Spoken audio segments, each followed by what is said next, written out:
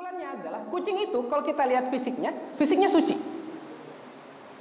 Semua darinya suci kecuali dua, kotoran dan juga air sendinya. Termasuk juga dikiaskan dengan kucing semua hewan kecuali anjing dan juga babi. Maka semua hewan baik yang halal untuk dikonsumsi atau haram dikonsumsi, mereka semuanya suci selain babi dan juga anjing. Maka nggak usah ragu untuk sholat ketika memang kita bersentuhan dengan hewan-hewan selama masih hidup. Tentunya selain dua hewan tadi, karena kita jarang juga berinteraksi dengan dua hewan najis tadi. Kita di sini alhamdulillah ana belum pernah lihat ada orang yang melihara anjing, apalagi yang di bawahnya anjing. Alhamdulillah. Tapi kuda itu masih suci. Jadi antum ketika antum berwudu, kemudian antum naik kuda, misalnya habis main kuda santri ini, kemudian mau sholat, sedangkan kuda kan habis lari biasa keringetan, kita terkena keringat kuda, kemudian kita sholat kita tetap sah tanpa harus mencuci bagian yang terkena keringat kuda dulu. Seperti itu. Wallahu ta'ala alam. Alhamdulillah. Kalau kita pengen masuk ke hadis selanjutnya, sepertinya waktunya tidak cukup. Mungkin 1 atau 2 pertanyaan bisa kita bahas. Barakallahu fikum. Tafadhal. Suaranya.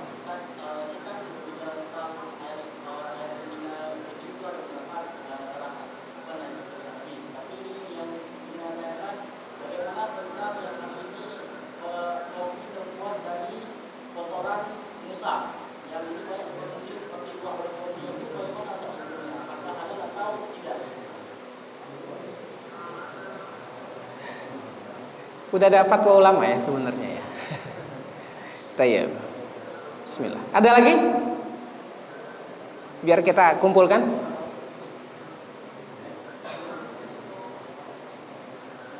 Enggak ada? Santri? Bapak-bapak cukup mungkin? Tayyib. Kalau enggak ada kita jawab. Bismillah. Ketika kita membahas tentang tafadhol Pak, silakan.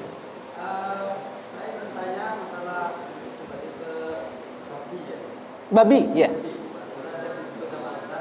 Babi itu kan selain dagingnya, terus ada minyaknya itu dipakai untuk membuat minyak rambut. Kemudian ada yang sekarang dulu kulitnya dibikin sepatu. Nah itu ada yang menghukumi pakai sepatu itu haram. Terus pakai minyak rambut yang dari minyak babi itu juga haram. Sedangkan penelitian saya kalau masalah babi itu haramnya cuma dimakan. Haramnya untuk dikonsumsi. Penelitian sebagian orang ya. Jadi gimana? Tayyib. Berarti ini kita bahas khilaf ya. Ayah boleh. Dari rambut babi itu di pabrik-pabrik itu banyak digunakan untuk buat kuas itu. Nah, kuas itu kan diedarkan di mana-mana untuk kuas, untuk ngecat di mana-mana ya. Nah, ya. Itu juga dan digunakan untuk ya banyak untuk perlengkapan yang lain, seperti tulang babi juga. Tulang babi juga banyak digunakan. Tayyib. Ternyata kita banyak interaksi dengan bagian babi juga ya. Masya Allah. Tayyib, insya Allah kita bahas. Bismillah. Untuk pertanyaan santri terkait dengan kopi dari sisa kotoran luwak. Bukan hanya luwak. Antum kalau di Thailand itu kopi dari kotoran gajah. Kopi dari kotoran gajah. Tayyib. Tentunya ada polemik dalam permasalahan ini, tapi wallahu ta'ala alam, bagi orang yang menghalalkan, kita akan bahas yang di fatwa MUI ini kan halal, mubah. Kenapa mereka memubahkan, menghalalkan? Nah, ini kita akan jelaskan. Ketika kita membahas tentang najis, maka kita akan membahasnya menjadi 2. Pertama, dia ainun najasah, yaitu benda yang memang zatnya najis. Yang kedua adalah al-mutanajjis, yaitu benda suci namun dia terkena atau mungkin bahkan dipenuhi oleh najis. Benda suci tapi terkena najis. Kalau dia ain najasah, dia memang benda najis, maka tidak ada yang bisa untuk merubahnya menjadi suci. Seperti air seni. Air seni, dia ainnya, bendanya itu sudah najis. Maka diolah bagaimanapun, dia tetap najis. Walaupun warnanya sudah hilang, warna air seninya. Aromanya udah nggak ada aroma air seni lagi. Dicicipin rasanya udah nggak ada rasa air seni lagi. Tapi dia asalnya adalah air seni, maka dia tetap najis. Tidak berubah menjadi suci dengan proses apapun. Tapi ini yang pertama, itu memang zatnya sudah najis. Kemudian yang kedua adalah mutanajjis, yaitu benda yang asalnya suci. Seperti misalnya kayu, plastik, baju, kain, itu suci. Suci. Kemudian terkena najis, maka bisa kembali suci dengan al-ghusl, dengan mencuci, dengan menghilangkan ain najisnya. Pertanyaannya adalah, apakah biji kopi dari luwak yang keluar dari kotoran luwak ini dia najis atau dia mutanajjis? Ikhtalafa al-fuqaha fi hadhil masalah. Para ulama berbeda pendapat. Namun yang dikuatkan oleh MUI dalam permasalahan ini, wallahu taala alam, bahwa biji yang keluar dari kotoran luwak ini mutanajjis. Dia mutanajjis. Ainnya suci, cuman diliputi, dipenuhi oleh najis sisa kotoran luwak. Maka kalau najisnya dibuang, dihilangkan, maka biji tersebut kembali kepada keadaan asalnya, yaitu suci. Terus bagaimana kita bisa mengetahui bahwa dia najis atau suci? Kata para ulama, kalau misalnya biji tersebut dicoba untuk ditanam kemudian tumbuh, maka dia suci. Karena dia tidak ada proses namanya olahan di perut, tidak berubah sifatnya. Tapi kalau misalnya ditanam kemudian dia tidak tumbuh lagi misalnya setelah keluar, maka itu dia najis. Wallahu ta'ala alam. Setelah mungkin penelitian dari para ulama bahwa ini adalah mutanajjis. Jadi ketika dihilangkan najisnya, maka dia kembali suci dan benda yang suci halal untuk dikonsumsi. Wallahu ta'ala alam. Bisa difahami sampai sini? Walaupun nanti ada pembahasan khilaf di antara para ulama dan itu terlalu jauh. Tapi kita bahas kesimpulan apa yang umum yang ada tersebar. Mungkin kalau kita punya pendapat lain itu bisa kita amalkan secara pribadi. Wallahu ta'ala. Kemudian yang kedua, terkait dengan selain untuk dikonsumsi, apakah boleh memanfaatkan bagian-bagian dari babi? Tayyib. Para ulama tentunya di sini ada khilaf. Tapi yang mu'tamad di mazhab Syafi'i dalam permasalahan ini, seperti misalnya zahiri yang di umum, yang pendapat yang mungkin sebagian orang pegang dalam permasalahan ini adalah pendapatnya mazhab zahiri.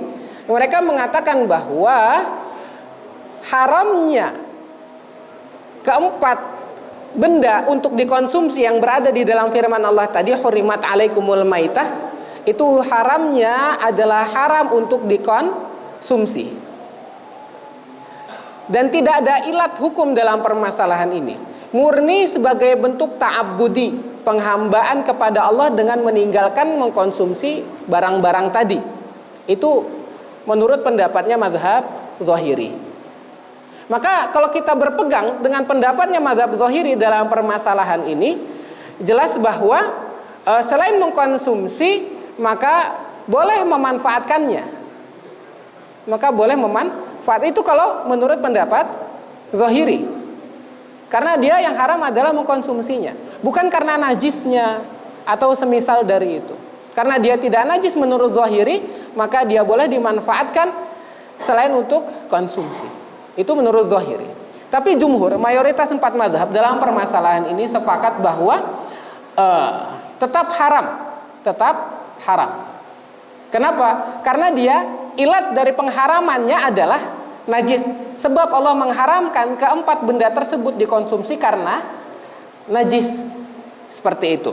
Nah, karena najis ini selain haram untuk dikonsumsi, haram juga untuk dimanfaatkan. Haram juga untuk dimanfaatkan. Dan itu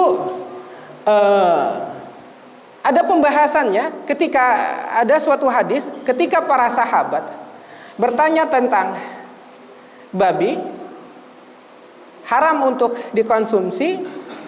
Kemudian mereka bertanya bagaimana dengan lemaknya yang dipakai untuk menerangi, untuk jadi minyak lampu.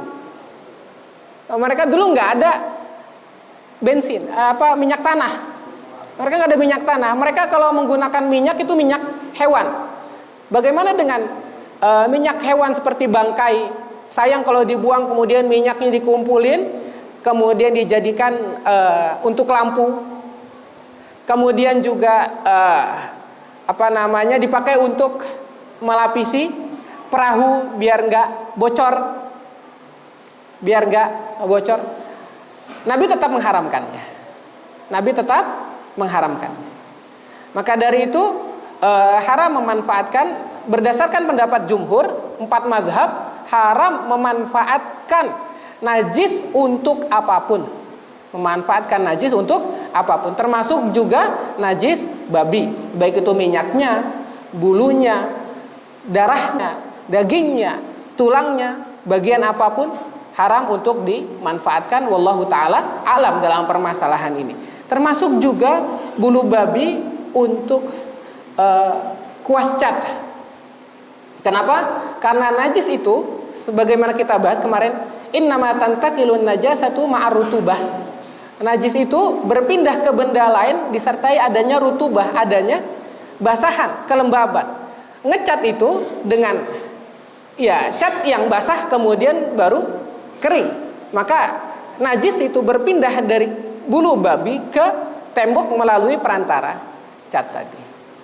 Itu kalau kita berpegang kepada mu'tamad 4 mazhab, pendapat jumhur. Mungkin cukup jelas Bapak, Ustadz. Barakallahu fikum. Kita cukupkan, semoga Allah mudahkan segala urusan kita, kemudian Allah terima amal ibadah kita, belajar kita, mengajar dan doa kita, dan semoga Allah kumpulkan kita semua di surganya.